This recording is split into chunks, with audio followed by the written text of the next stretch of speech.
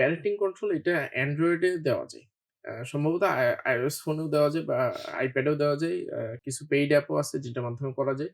তবে আমি যেটা সাজেস্ট করব সেটা হইতেছে এইটা একদম ইন্টারনেট লেভেলে করা যায়। ইন্টারনেট হুম, হুম, লেভেলে হুম। করার জন্য ওই যে কাহাফের কিছু জিনিসপত্র আছে। মানে একদম রাউটার লেভেলে বা একদম হচ্ছে রাউটার হ্যাঁ। লেভেলে, ইন্টারনেট লেভেলে কাহাফের যে ওয়েবসাইটটা আছে এটাতে ঢুকলেই কিছু ইনস্ট্রাকশন দেওয়া আছে। একদম ইন্টারনেট লেভেলে কিছু রেস্ট্রিকশন বসায় দেওয়া যায়।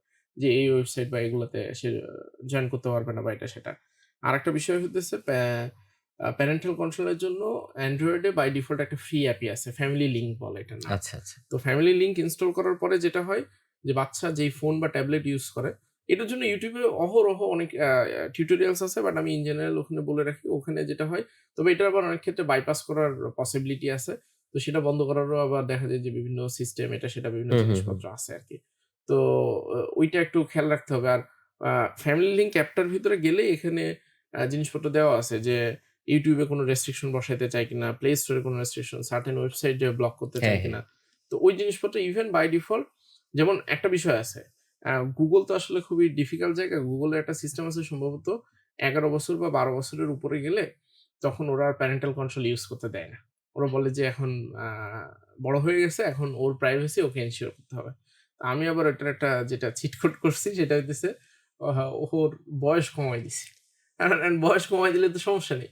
তো এটাতে তো বিশেষ কোনো প্রবলেম নেই। আমি ওই আ এই জন্মের যে ইয়ারটা ওটা চেঞ্জ করে দিছি যে এখনো ৮ বছর বা ১০ বছরের বাচ্চা। সো যাতে এখন পর্যন্ত এটা কন্ট্রোল বা মেকানিজম এর ভিতরে রাখা যায়। এবং ওইভাবে দেখা যায় যে এখন সবসময় কন্ট্রোল দিয়ে কিন্তু আল্টিমেটলি পসিবল ও না। যেমন হুম। রিসেন্ট টাইম থেকে আমি ওর সাথে একটু কথা বলা শুরু করছি যে কন্ট্রোল করে কিন্তু বা তোমাকে আমি পাহারা দিয়ে বিশেষ কোনো সুবিধা করতে পারব না। সো তোমার ডিসিশন, তোমার চিন্তাভাবনা তোমাকেই আল্টিমেটলি করতে হবে। বাট একদম ছোটবেলায় বা শুরুতেই যদি ওইটা করা যায় যে একটা তো হইতেছে যে ধরেন এখন কোন একটা পারসনকে যদি এরকম বলা হয় যে, "তুমি একটা কনসার্টে যাবা, কিন্তু তুমি গান শুনবা না বা তুমি নাচবা না।" এটা কি হইল?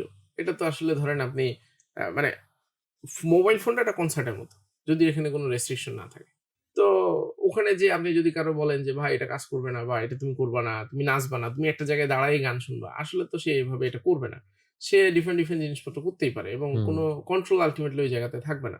তো এই কারণে শুরুতে যদি একটা মিনিমাম কন্ট্রোল আল্টিমেটলি রাখা যায়, তখন দেখা যায় যে পুরোপুরি 100% সেফ হবে না। বাট এট লিস্ট যদি 60-70% ও হয়, তো আলহামদুলিল্লাহ এটা তো আসলে খুবই ভালো বিষয়। আর হ্যাঁ, হ্যাঁ। মোবাইল ফোন বা এই সমস্ত জিনিসপত্র যখন চালাবে সবসময় চেষ্টা করা যে চোখের সামনে যাতে করে।